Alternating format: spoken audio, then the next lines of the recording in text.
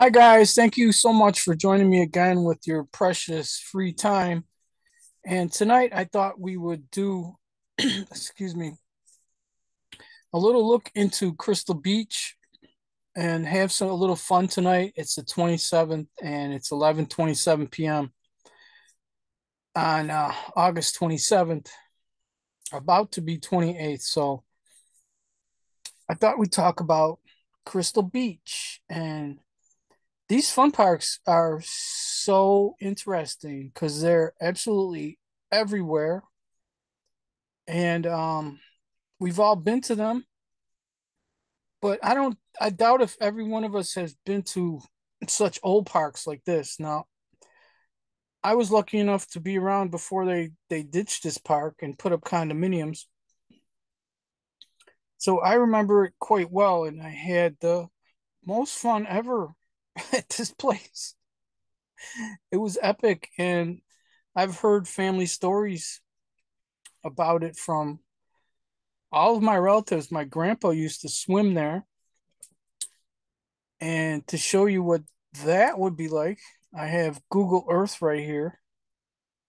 But this is Crystal Beach, and this is the Crystal Beach Ballroom where the big swing bands used to play here in the summer, my uncle told me. But my grandpa told me he used to swim there from Buffalo, and he said it was 15 miles. So it's 7.51 nautical miles one way. So my grandpa said it was 15 miles. I guess he knew what it was talking about. He was talking about, but I guess sometimes he would take the boat back and not bother to swim. So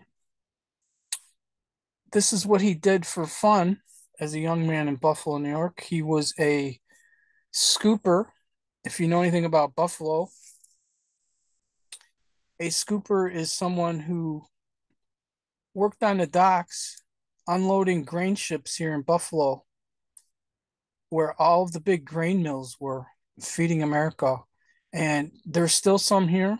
General Mills is here. I believe it's this building right here. And when you come in on the Skyway right here, you can smell the ovens when they open the Cheerio ovens up. It's quite a pleasant smell, actually. The toasted oats smell coming out of there is well known in the Buffalo area. If you've ever gone over the Skyway, chances are pretty damn good that you've said, "Hey, that smells really good." But I wanted to talk about Crystal Beach, but I wanted you to be aware of where it was. This is Buffalo, and this is Crystal Beach, 7.5 miles away. And let's go back to the Wikipedia page. Now, this is an earlier roller coaster that they took down in the 40s. This is the Cyclone, and they took it down due to high maintenance and stuff. I'll just read the story about it. This is super interesting. I went there as a kid and a young adult, and I never knew that much about the place. You know, it was just a fun place to hang out. And they used to make Crystal Beach days when I was a kid. I have to switch screens and show you this, but they had Crystal Beach days, and the local store, Tops Friendly Markets, which now everyone knows what happened at Tops in Buffalo a few months ago. They used to host fun. Now you decide what Tops is up to. I don't have to tell you. Oh boy. But this is what it was like back in the day. All of the communities around Western New York had Crystal Beach Day, and like this, you could buy discount tickets right at Tops. Or at the small communities, they organize bus rides to go over there. I did that a whole bunch of times as a kid. That was fun as hell. And it really didn't seem that far as a child. We went over there on the bus and came back, no problem. Like I said, it was tons of fun. and they had a dance room, and they had a penny arcade, an arcade gallery. Oh, that was so much fun. Excuse me. But the roller coaster was the most fun, and Medusa was framed. Joyce told me about her roller coaster where she grew up is the wooden roller coaster in Santa Cruz, and it's almost 100 years old. And that's right on the ocean in Santa Cruz. So that's pretty cool. Thank you, Joyce. She also left us this nice video. Let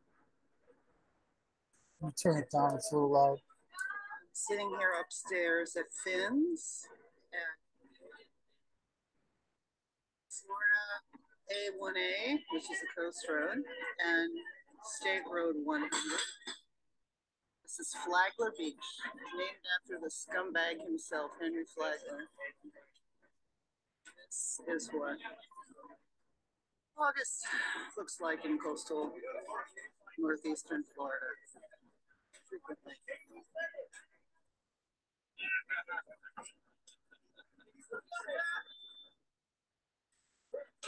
It's so cool. Literally, it's cool.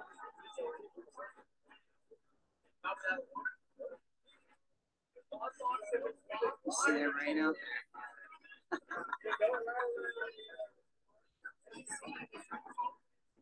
Yeah, it looks like it's going to rain. Okay, thank you, Joyce. Let's get back to the roller coaster at hand here. The Crystal Beach Cyclone was one of the terrifying triplet, highly extreme and intense roller coasters designed and built by Harry G. Traver in the late 20s. The Cyclone was located at the Crystal Beach Park in Ontario, Canada. See, now I showed you the location. What made it so popular was it was so close to so many uh to two big city areas. Buffalo was only 7.5 miles away by water, as I showed you. It wasn't much farther on land. But also Toronto, one of the biggest cities in Canada, and it has the longest main street. They're famous for that. Yonge Street is famous for being the longest main street in the world, in case you didn't know that. But it was near a lot of urban areas. That's my point. That's Crystal Beach. You probably never heard of it, but in this area, it's super famous in this area, even though it's gone. People remember it fondly. Um, then it goes on here. History. Three of these coasters, known as the terrifying triplets of the giant cyclone safety coasters, were designed and built. The Crystal Beach Cyclone and the Revere Beach Lightning were both opened in 1927. Excuse me. The following year, the Schneck brothers, owners of Palisades Park in Fort Lee, New Jersey, contracted Traver to build a Cyclone for the 1928 season.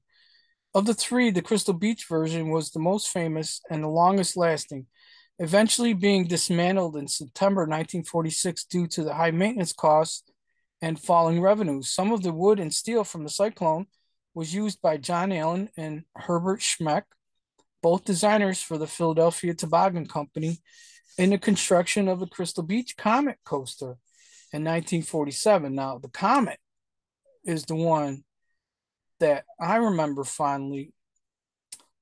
Let's finish learning about it, because there's some amazing firsthand accounts of people riding this back in the day. I was on it too. It was wicked, to say the least. Over 225 tons of metal were used in building the ride, which used a steel support structure instead of the more traditional wood. Having said this, it is still considered a woody due to the construction of the track. 300 by 25 millimeter wood laminates topped by a flat steel rail. Total length of the wood used was about 6,100 meters, all British Columbia fir. At night, 1,000 small incandescent lamps lit the ride. Ride layout. The layout consisted of a twisted arrangement of track with many curved and steeply angled drops, banking up at up to 80 degrees. Wow, it's pretty steep. The trains traversed multiple bank spirals and figure eight sections. Other than one trim brake, there were no brake runs outside of the station as there were no level portions of track where brakes could be located. It was a wild ride, man, I'm telling you. The trim brake was between the spiral's exit and the figure eight element. Ride features curve out of the station onto the lift, the chain lift, a spiraling first drop about 90 feet tall,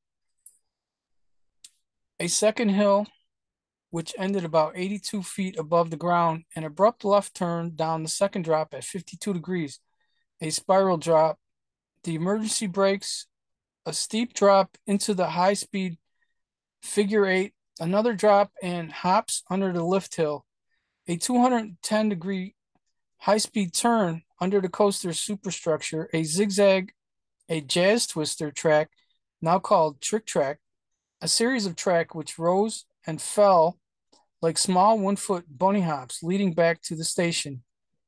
Differences between designs. All three were very similar in their design, following the same basic layout.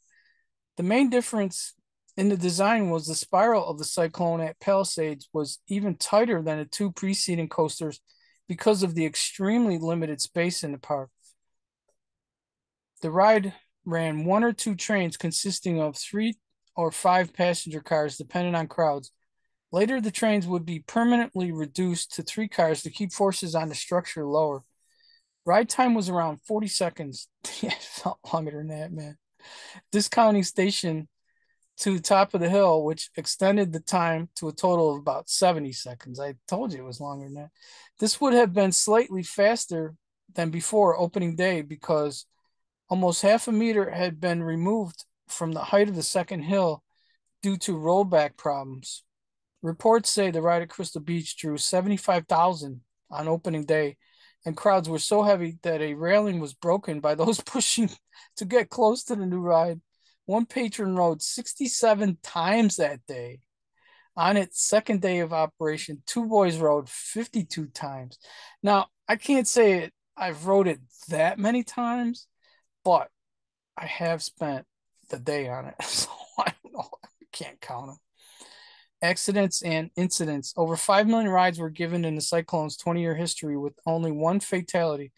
This occurred on opening day, May 30th, 1938, when 22-year-old Amos Weidrich allegedly stood up to take his suit coat off. He was thrown from the ride after the first drop and fell to his death, being hit seconds later by the train he had been riding in. Yikes. How's that for a bad day at the park? At the inquest, however, a failed lap bar was deemed to be the cause of the rider's estate, and the rider's estate was awarded $3,000 by the court. Wow, his family cleaned up. Yvonne Salace died on the second day of Sister Coaster Lightning's operation in 1927 after having jumped out. Wow, poor Yvonne. The Crystal Beach ride also kept a nurse in the station. This is the funny part. Have you ever seen a nurse at a theme park? They kept a nurse in the station who was there to assist anyone who fainted, although she was originally hired to help lower insurance costs. I don't remember any nurse. If you guys remember a nurse at a ride you've attended, please let us know. Later, it is rumored that she was kept on the payroll to help keep the Cyclone known as one of the fiercest coasters around. Popular coaster lore says that she kept smelling salts on her and that a hot dog stand adjacent to the coaster sold splints. Maintenance issues. These coasters, unfortunately, turned out to be maintenance headache due to the high forces generated on the structure. Some reduction was gained through the use of 3-car trains, but still the track suffered.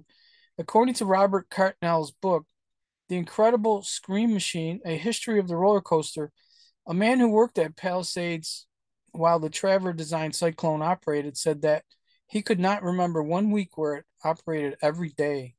Structural and mechanical failures prevented it from being able to be open on anything resembling a regular schedule, and the sheer viciousness of the ride did not help to endear the coaster to the park's visitors.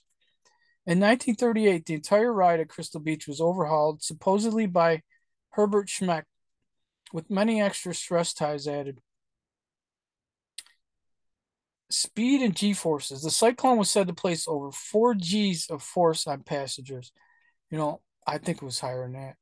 And had a top speed approaching 97 kilometers per hour, 60. Although the G force statistic is likely true and in fact may be low, the top speed advertised might be an exaggeration. The maximum velocity attainable from lift height to ground level, which the first drop did, would be 84 kilometers per hour, 52 miles an hour, with a zero initial velocity. If the Cyclone imparted an initial velocity to the cars at the top of the hill, say from a lift chain, the car may have reached such advertised speeds. So if the chain lift gave it a little push off at the edge, then it got up to 60. I would guess it was over 50. I was just a kid, but man, that thing hauled. Rider quotes. This is the best part of the whole thing. This is why I decided to do a special on it. Rider quotes. Ed Cowley, and I have a friend who's been on the show named Mary Cowley. I wonder if they're related. Wow. Ed Cowley, who had ridden the Cyclone many times in his life, said, the first couple of turns were knockouts. Then you got into that section, which is a figure eight, and that's where people got stiff necks. You got thrown to one side of the car, to the other side so fast you didn't get a chance to prepare yourself. You must have been traveling at a tremendous speed through that figure eight. It was quite a blow. If you were riding with someone else, you'd get all mixed up with them. This is true. If you had a date, it could be quite fascinating. Hands up or not. Yeah, you didn't want to ride this with somebody who we're not fond of, believe me. You ended up being very close at the end.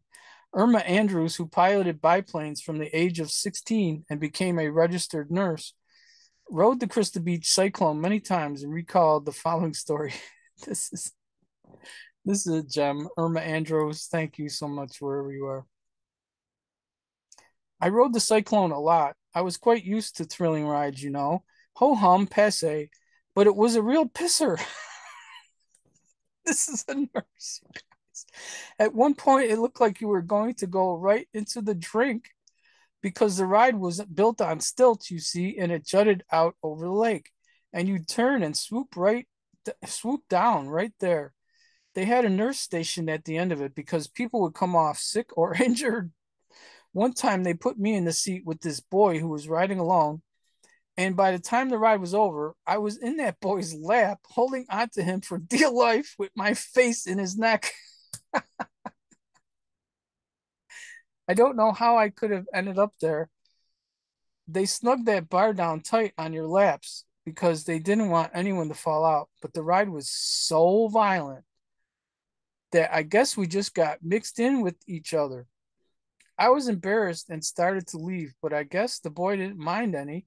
He was laughing and grinning, and by the time I'd extricated myself from his lap, he'd already given him another ticket, and off we went. So they went through that again right after experiencing it. Oh, what a time it was, huh? They must have had the time of their lives. In September 2000, CoasterGlobe.com interviewed Ed Mills, who described his experience of riding the Cyclone in 1945. My most memorable ride in an amusement park occurred in July 1945 when I was on military leave in St. Catharines, Ontario.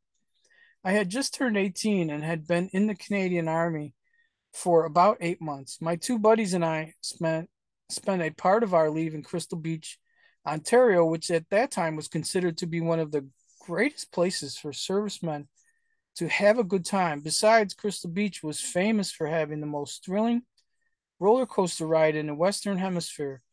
Being soldiers, of course, and having been trained for all kinds of warfare, we had no fear of anything except perhaps military police. And since we were on a legal pass, there was nothing to fear. As soon as we entered the park one evening, we headed straight for the roller coaster, which was identified with a huge sign announcing the Cyclone Thrill of a Lifetime. They weren't kidding. After listening to the loud screams coming from the roller coaster, we decided that we must go on it right away and promptly bought our tickets, which were, I think, about 15 cents or maybe 20 cents. We then stood in the lineup near the entrance gate, which appeared to be very close to where the previous passengers got off. It was then that I first noticed the distinctive smell of vomit, which was stronger as we got closer to the loading point. It was a bit disconcerting, but I was then immediately distracted by getting a whack in the face from something kind of leathery. It turned out to be a wallet which had fallen from the ride, and we opened it, and it had a U.S. Navy ID card in it. As soon as the ride stopped, we saw the U.S. sailor getting off the ride and called to him. He looked a bit dazed and did not realize what had happened to his wallet. So they gave him his wallet back. It was our turn. It was then our turn to ride, and we ran the coaster. We ran to the coaster cars. Up the steep ramp we went, up, up, and then up some more until we could see the entire amusement park. Just as I was enjoying the view, the car lurched forward, and I looked in front of me down a steep incline that looked to me to be about an 89-degree slope. It was 80 degrees, but it certainly looked like straight down. You can't tell that it's only 80 degrees. I'm telling you, it looks straight down. The cars then headed down the incline at warp speed because it was straight down. Things dropped on this planet, and all I could see in front of us was Lake Erie. I was sure there must have been a part of the tracks missing, and then I uttered my only two words during the entire ride: Jesus Christ! As we plunged down towards the lake. I then saw a steep bank to the right of the incline, and we changed directions in a split second, turning violently on our side as the car careened around a hairpin turn. I looked sideways and saw the earth spinning by, and from that point on, most of the ride was pretty much a blur. The only other memorable part was as we reached a high horizontal point again, we were racing around a curve at such speed that it seemed certain we would fly off into thin air. That's the 4G part. Very frankly, I was quite relieved to see the cars finally slowing down. Even then, they approached the unloading platform at such a speed that one would think they would overshoot and go right into the spectators. When I walked off the unloading platform, I couldn't help but smell the vomit again, and in fact, walked away from the area fairly promptly in order to resettle my own stomach. So, this is a hardened serviceman and who had been in the military for 8 months at this point in 1945. And now, if it could do that to him, imagine what it would do to you. Um, let's take a quick look at it. I forgot to show you that when we were over there. But let's go back to Joyce's page and take a look at it. This is it right here. And it was built on Lake Erie. No kidding. That is quite a seawall. They must have put quite a bit of concrete into that back in the day. And this is the first drop. You can see it is straight down. I mean, there's a car coming down it right now, right here. It is practically straight down. 80-degree angle is right. No kidding. And then you really had to hang on in this ride. I mean, I could see how somebody could fall out if you're an idiot because you literally had to hang on for this ride. It was that crazy. So we can actually take a ride on this baby right now. Let's check it out. Okay, the Comet is currently in Lake George, New York, and you could ride it tomorrow if you know where it was.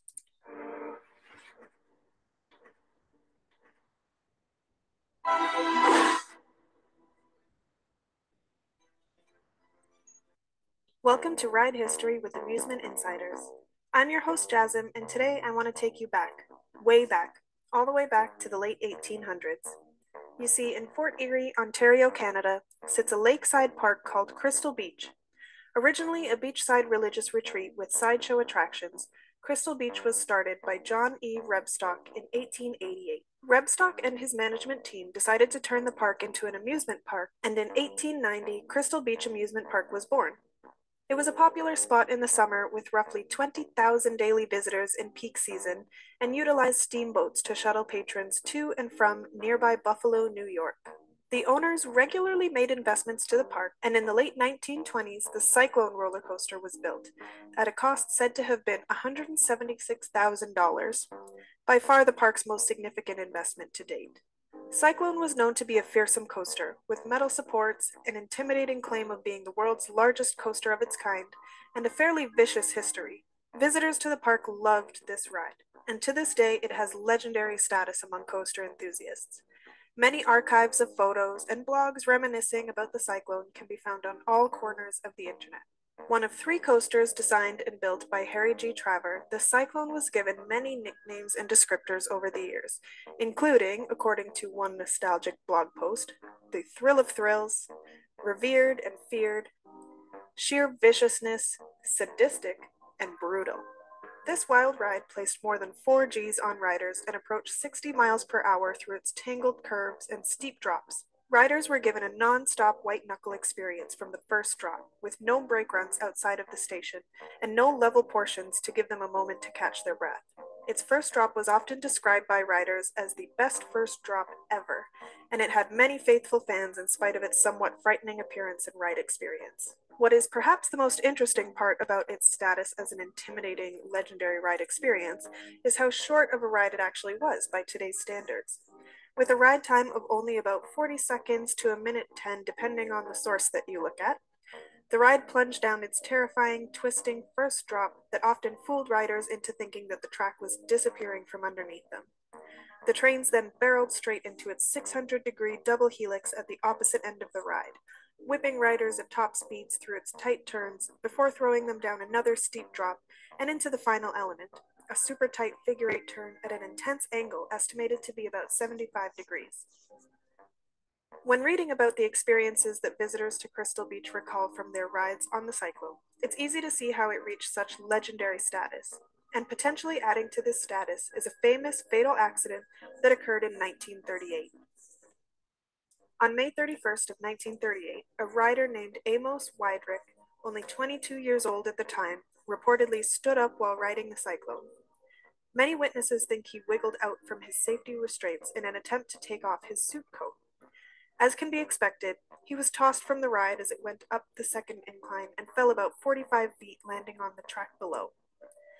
At this point, his own train car was barreling towards his body, which lay across the tracks, and with no mid-course brake run on the ride, the train was unable to be stopped before it collided with Amos, severing his head and his feet, and dragging his body partially down the tracks before the train stopped. While this incident didn't seem to dissuade thrill seekers from boarding the ride in the coming months, it did have a major effect on the future of the Cyclone, and there was a safety overhaul done in 1938, likely as a result of this tragedy, as well as the stress placed on the structure due to the wild, untamed nature of the ride experience. This overhaul was reportedly completed by Herbert Schmeck, a name that you might remember from earlier episodes in this series. Many more stress ties were added, and Schmeck attempted to extend the lifespan of such a structurally stressful ride. In fact, before this overhaul, the ride was reportedly so vicious on its structure that it was known for its unusual operating schedule due to consistent downtime and maintenance needs. Not only that, but many visitors to Crystal Beach report there even being a nurse stationed by the ride exit to attend to riders who had become overcome or injured, since such incidents happen so often on the Cyclone due to its wild and stressful ride experience. It's for this combination of reasons, the structural stresses, the violent ride experience, and the fatal accident, that the Cyclone was approaching a new phase of its lifespan and was forced to evolve 10 years after the death of Amos Weidrich. So it was in 1948, as newspapers report, that the owners of Crystal Beach spent $165,000 on 2 new rides, which included the cost of renovating the Cyclone into the new Comet roller coaster, the ride we know it as today.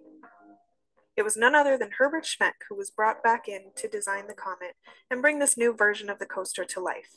Though he reused about 60% of the existing steel structure in his new design, keeping construction costs down, Schmeck had PTC engineer John Allen make many changes to the ride, essentially creating an entirely new roller coaster in PTC's Comet design for its fans to enjoy. The ride became known as the third of the Schmeck cousins, also often referred to as the triplets, with Schmeck designing similar layouts for the Hershey Park Comet in 1946 and the San Antonio Rocket in 1947, which is actually currently still operating as the Phoenix at Nobles. Now, a little known fact about the 2 versions of this coaster: James Mitchell, who worked for Harry Traver early in his career and helped to build the original Cyclone in 1927, actually became the Crystal Beach Park superintendent in 1940 and supervised the building of the new Comet version of the coaster with John Allen and their in-house crew in 1947. After this renovation, the ride time was increased from 1:10 to 2 minutes, and the ride evolved into a slightly tamer, smoother, and commercial. Sorry about the commercial break-in, guys. I keep trying to get YouTube Premium, but every time I set it up, it's supposed to give it to me, and it never does. I don't. It's like they're blocking me from getting it, so I'm forced to have commercials. Wanted a thrill, but preferred that thrill to come without injury. While many ride specs were reduced, with the lift hill going from 96 feet to 95 feet, the first drop going from 90 feet down to 87 feet, and the top speed being reduced from 60 miles per hour to 55 miles per hour, and so on, the overall ride experience was improved in many ways. The track length significantly grew from 2,953 feet to 4,197 feet. The ride time almost doubled, and the ride was praised for its abundance of floating airtime. Still operating with 2 train cars, 1 red and 1 blue, each carried 24 riders in 4 cars, with 2 across seating and rows of 3. The coaster was now being described as fast and smooth, with little chatter or shaking during the run. The new design of the ride could now be labeled as a double out and back layout, eliminating the many hairpin turns and disappearing track elements that the original Cyclone offered, but which caused much of the structural mayhem and many of the injuries that the ride saw prior to this renovation. In many ways, the Comet became the antithesis to the Cyclone. And though it's often described as a historic wooden coaster, the Comet is technically a hybrid, with its steel rails on top of a wooden bed, all sitting on steel supports. This hybrid structure provides the main reason for that smooth and chatter-free ride experience that it's still known for to this day. Though the ride operated without any major issues through its lifetime as the Comet at Crystal Beach, there was one incident in 1974 in which 2 girls received minor injuries. Upon approaching the station, one of the coaster's trains bumped into the other train in the station, causing a small crash. According to park officials, it was the first accident at Crystal Beach in 20 years. In fact, the incident was considered so minor that the newspaper which reported it actually ran an ad for the park that was larger than the article about the accident itself, just pages apart from each other. Things continued to run smoothly for years following the accident, and the Comet continued to be a huge attraction for visitors all over Ontario and Buffalo. However, nothing lasts forever, and by 1983 the park was feeling the effects of some major competition from nearby parks Darien Lake, Marineland, and Canada's Wonderland. The theme park industry was growing rapidly, and some of the older parks were unable to keep up, including Crystal Beach, which was nearly bankrupt at the time. The park began making unfortunate changes in the name of attracting more visitors. One of these changes was actually offering riders of the Comet the choice of forwards or backwards rides throughout the 1980s. You can find plenty of video footage to this day of Comet trains in a sort of half and half fashion, with half of the train riding forwards and half riding backwards. Though this gimmick did bring in some additional visitors to try out the backwards ride, it wasn't a popular ride experience and something that you don't see on a lot of wooden coasters for a reason. In addition to adding in gimmicks like this, the park reached out for additional financial support and was briefly saved by the Canadian Imperial Bank of Commerce after going into receivership, meaning that the existing owners were not able to meet their financial obligations, and CIBC was entrusted with financial control over the park. With that said, new owners took over in 1984 and spent more than $2 million over the next 3 seasons to renovate and reinvigorate the park with new rides, attractions, and investments. Unfortunately, by 1989, attendance was still not up enough to keep up with the cost of running the park, and Crystal Beach declared bankruptcy. An unfortunate turn of events since the park had just celebrated its 100th season of operation the year before. As newspapers began to report the park's likely closure at the end of the 1989 season, fans of the Comet began to speak up and advocate for their beloved coaster. An entire Save the Comet movement began and showed just how much of a place the Comet held in the hearts of those who had the chance to ride it.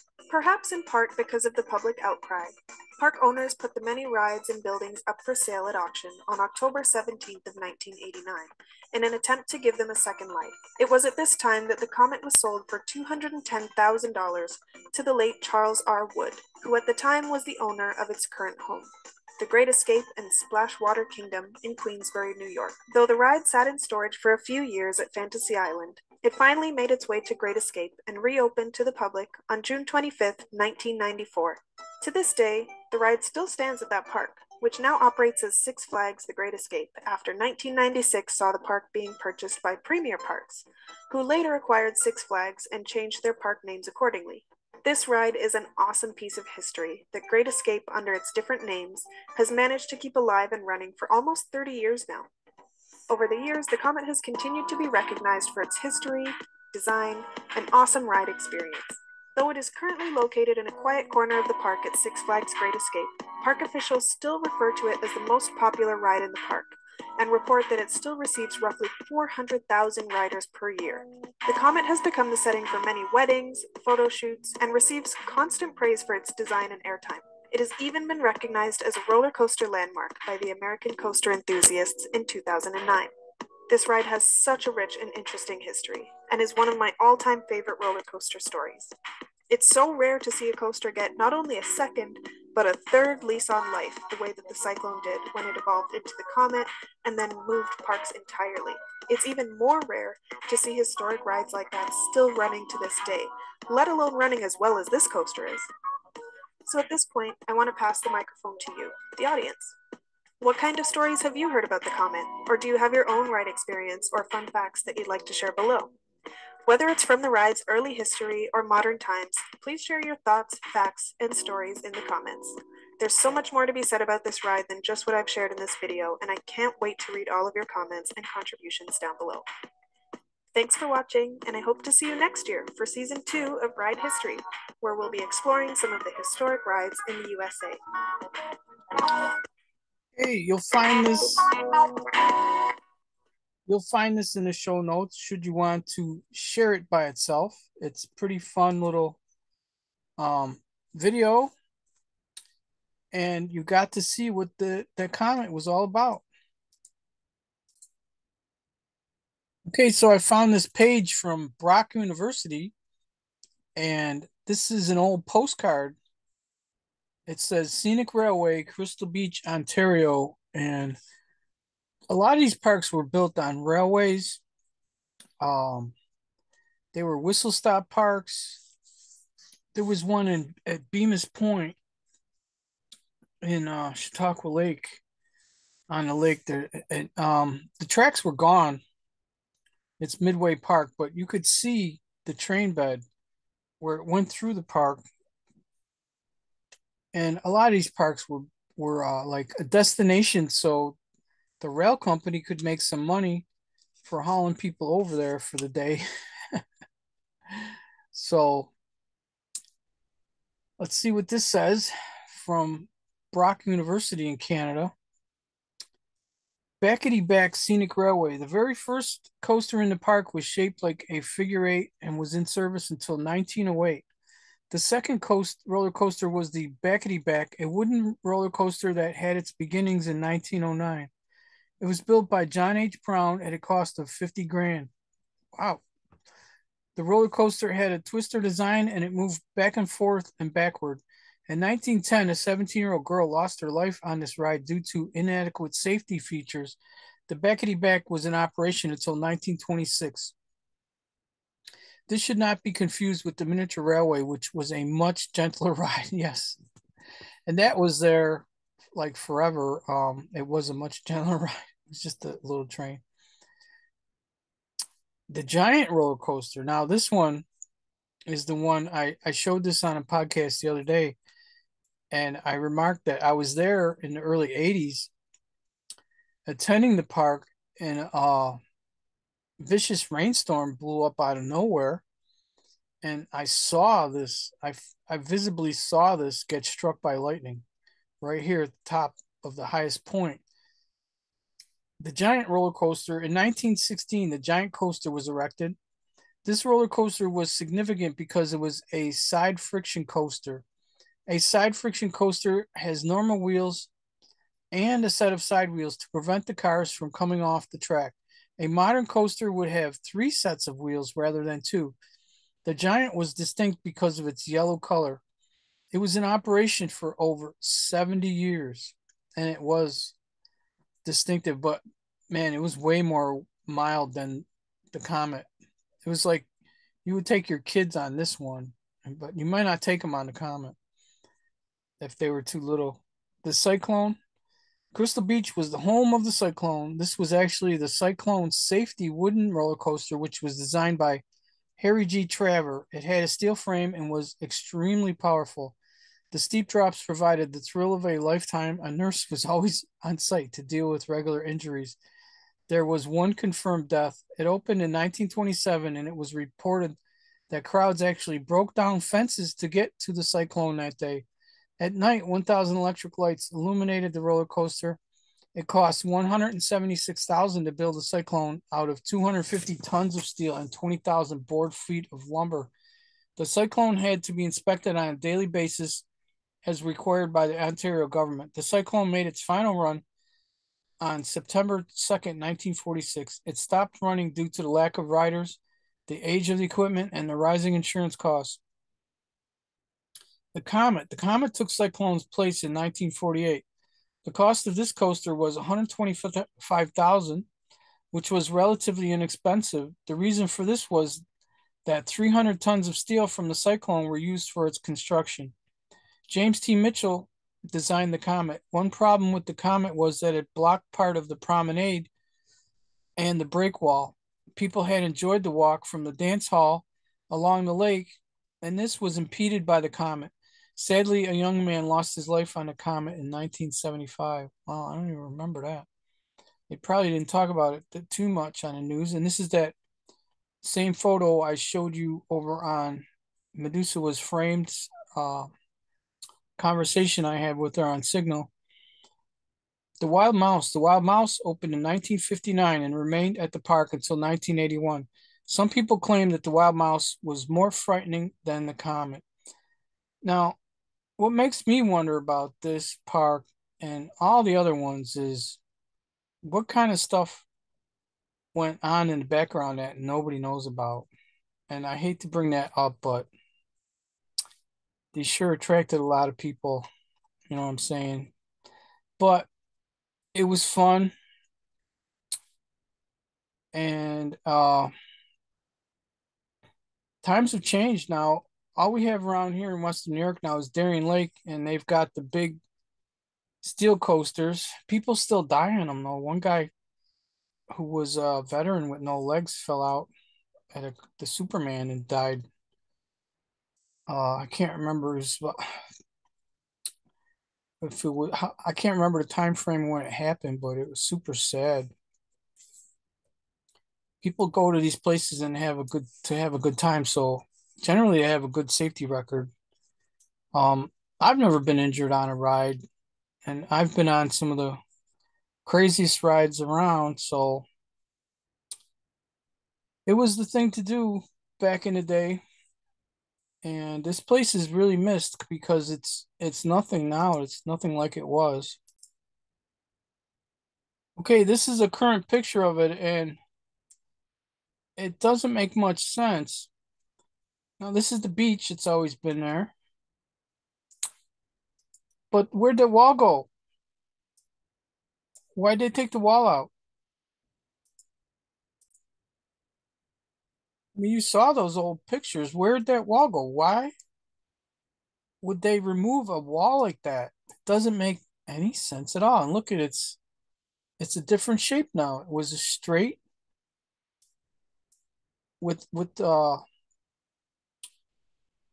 one angled change in direction of it. And this looks nothing like you'd expect. I can't understand why they would take that wall out. It just doesn't make any sense. I mean, the lake is right here. You would want to keep a wall like that. I'm not I'm not figuring this out at all. I can't figure out why they would take that wall out. It's baffling me. You can see it's totally different. It looks nothing like when the park was there at all. How did it change so drastically? I just don't get it. Like I said, the beach was always here, and I think I'm having a hard time figuring out the layout here with all these houses. But that was Crystal Beach, and I wanted to talk about that weird oval I found at Long Point, which is a little ways away down here. I found a strange oval in the lake a while back. Here it is, and you can clearly see it. This is called Inner Bay, and I've talked about this on previous shows with Joyce, and I found something interesting about it. It's right next to Old Cut, and it's just so weird that it's an exact oval and it's underwater. And it's huge. It's 3.6 miles this way and 2 miles across this other way. And right now in this picture, it proves how big it is because there's a giant boat in it. It's a cabin cruiser that I'm guesstimating certainly over 30 feet, maybe 40. I don't know, but that proves how big it is. It's weird how they've got this picture of it and then showing it perfectly, but then it's all pixelated. You can't see what's under there. Look at that.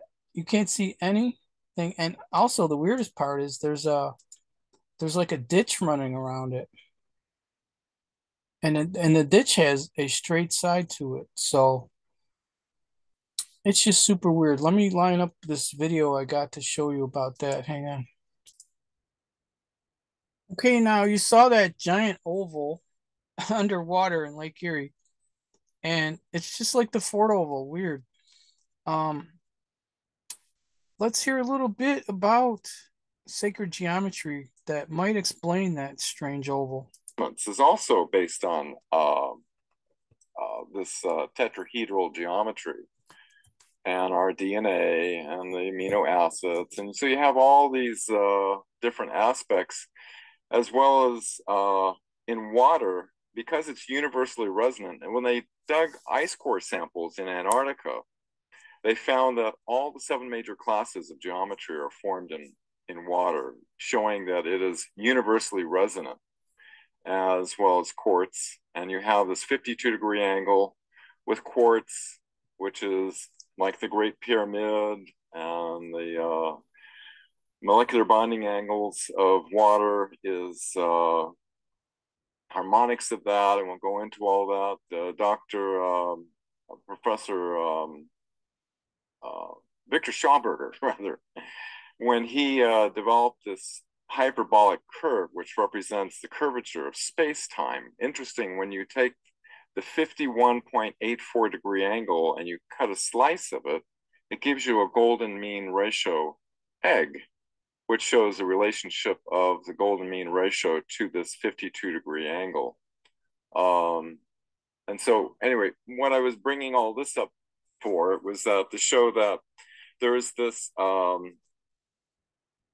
tetrahedral fractal geometry, which is like the building blocks of the entire universe. Worlds are created on it. It's the secret of the universe, and that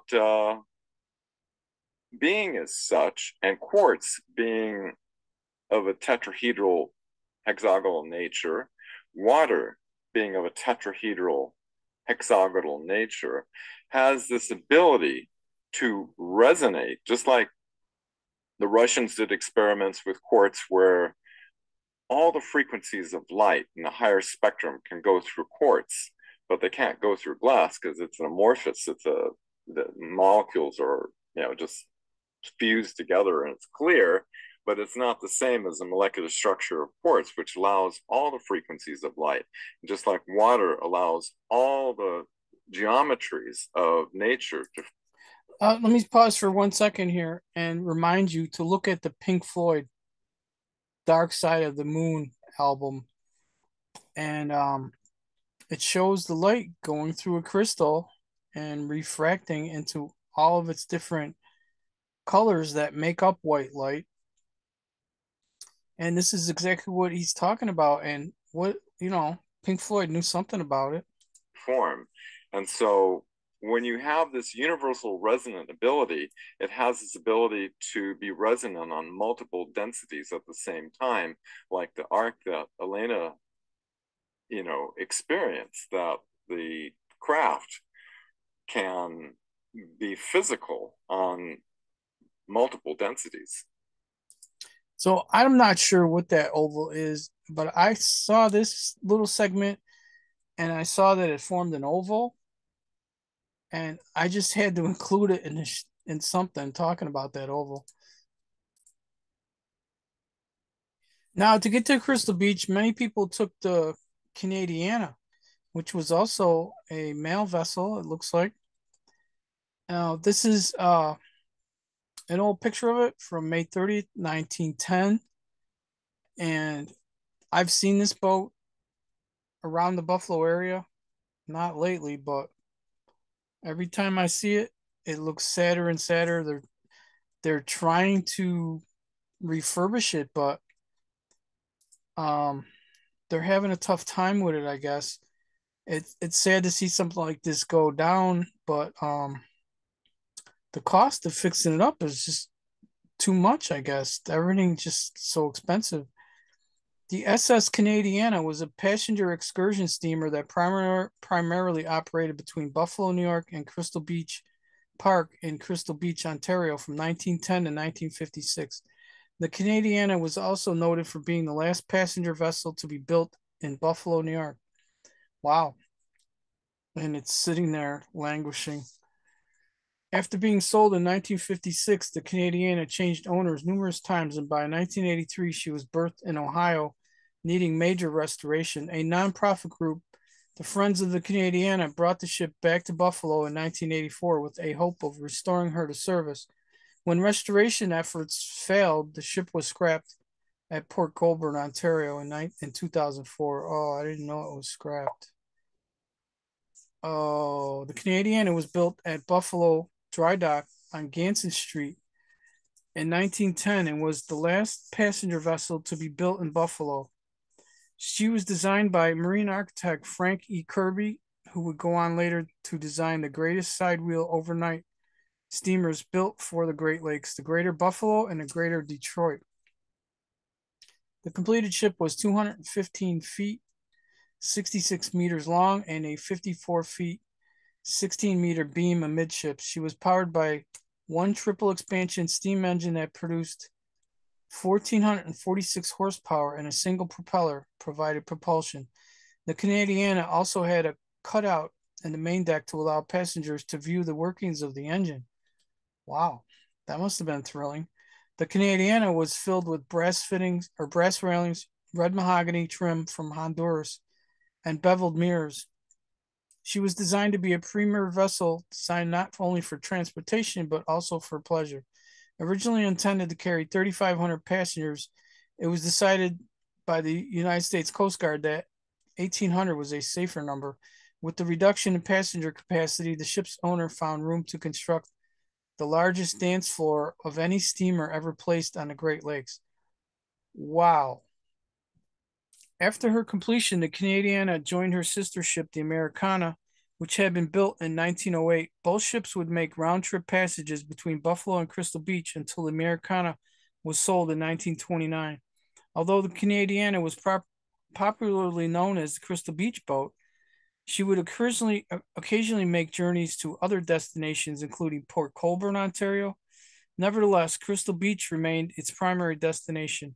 Her crossings to and fro from Crystal Beach and Buffalo were often highlighted by big band concerts aboard, on which some of the region's most famous musical acts performed, including acts who regularly performed within the park's large ballroom building.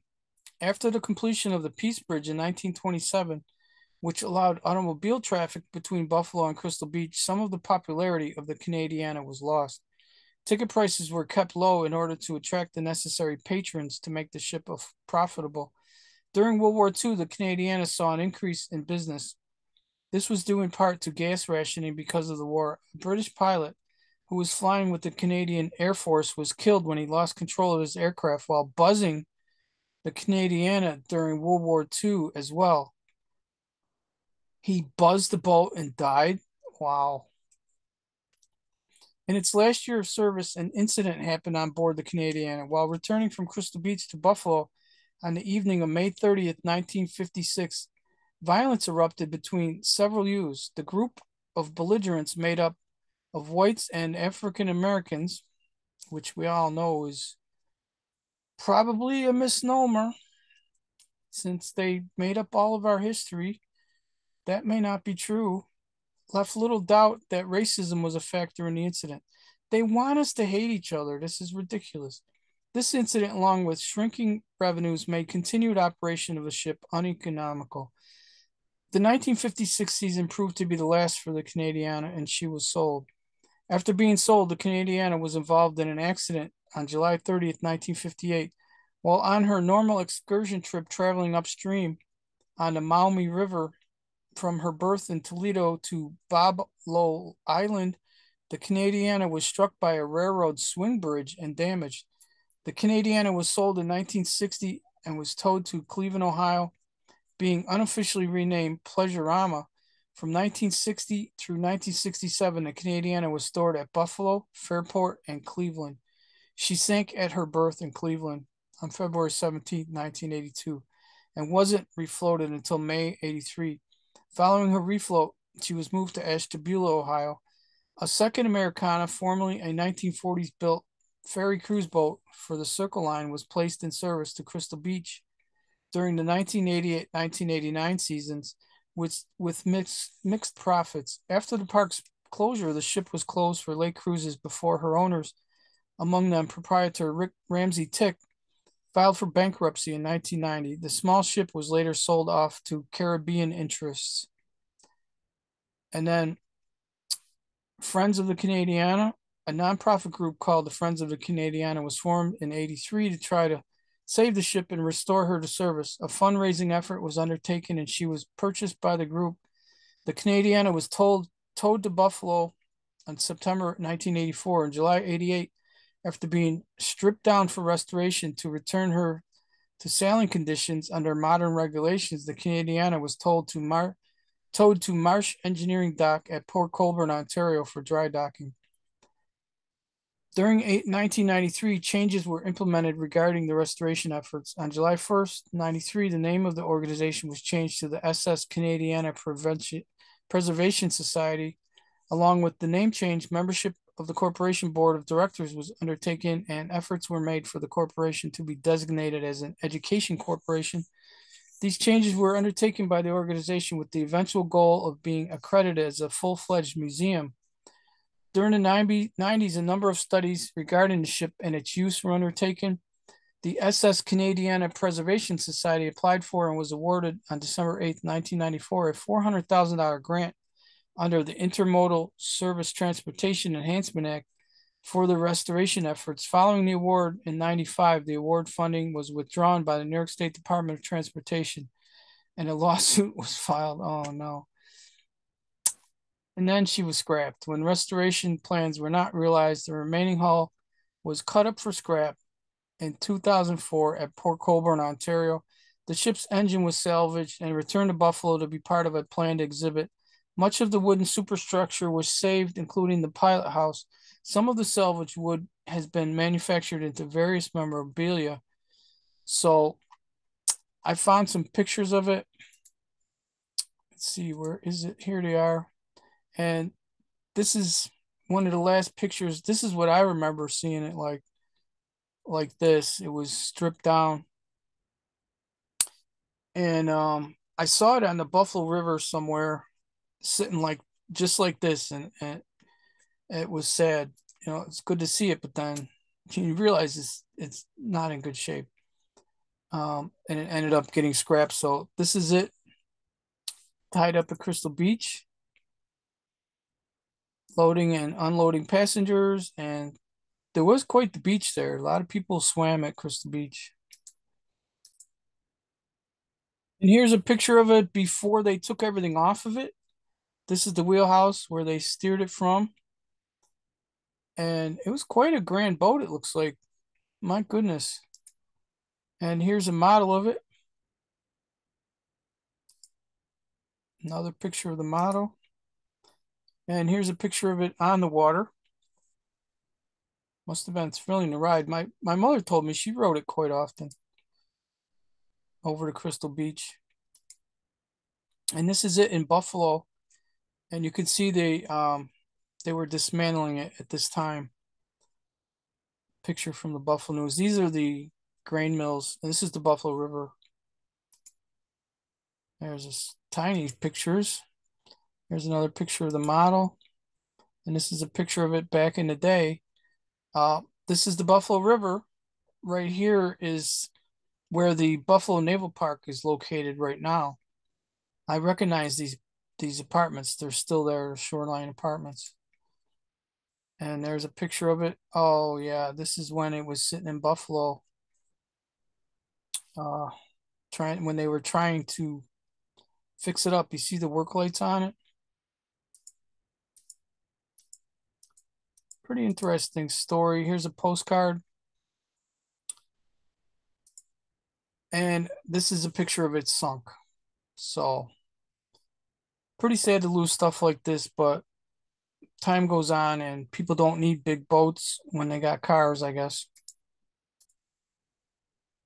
Okay, this is not about Crystal Beach or weird ovals underwater, but I thought I'd throw this in because a friend of mine named Mary sent me this, and we all need a little encouragement in these times right now. One of the reasons I'm doing this show and this podcasting. So let's listen in. There was a great revival in the Hebrides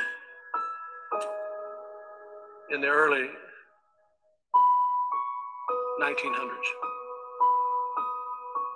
Began to moved up to the pleading for it into the 40s.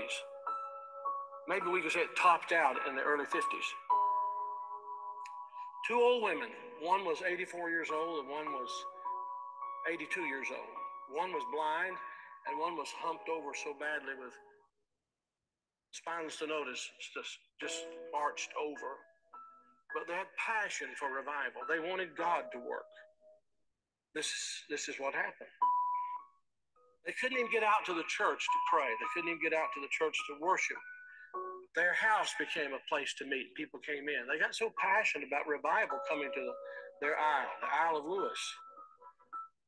They got so passionate about it. They confronted the preacher and wanted to know if he was thoroughly right with God.